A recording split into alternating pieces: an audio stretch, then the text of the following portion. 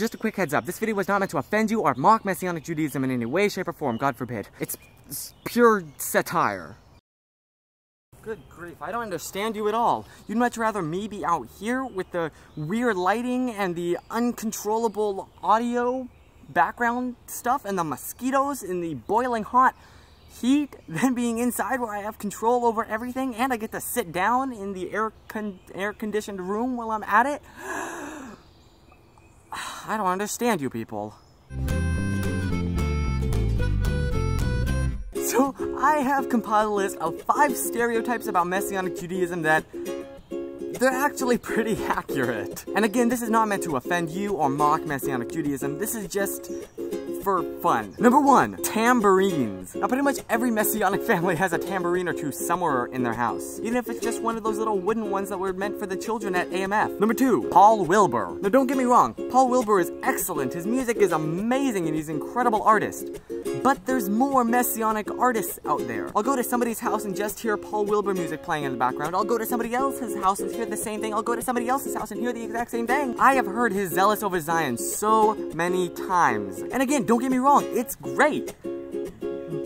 But there's more Messianic artists out there. We need to support them. Number 3, squabbles. You know, the reason I changed this channel from Messianic Mondays to Messianic Mondays is because I found out that Messianic is a derogatory term that's used by a lot of other people to make fun of Messianic Judaism because we are pretty messy. There's so much division and squabbling among us. How much of the kosher law should we observe? Should we pronounce the name? Should women wear tzitzit? Oh, which brings me to my next one. Tzitzit on belt loops. Am I the only one that finds that, like, really strange? And finally, number 5, typing in all caps about the truth and the Bible and Yeshua. Now granted, this is not just in Messianic Judaism. A lot of Christians do this, and a lot of Jews do this. I'm just scrolling through the suggested videos next to mine, and a lot of them are from Jews for Judaism, and they do the same thing. And I see that daily. And it just looks like you're shouting, which doesn't really help at all. Because beating somebody over the head with the Bible doesn't do anything. But gently teaching them something as a genuine friend, that accomplishes wonders. That's how we converted to Messianic Judaism. And that were my top 5 Messianic Jewish stereotypes. Can you think of any others? Leave them down below.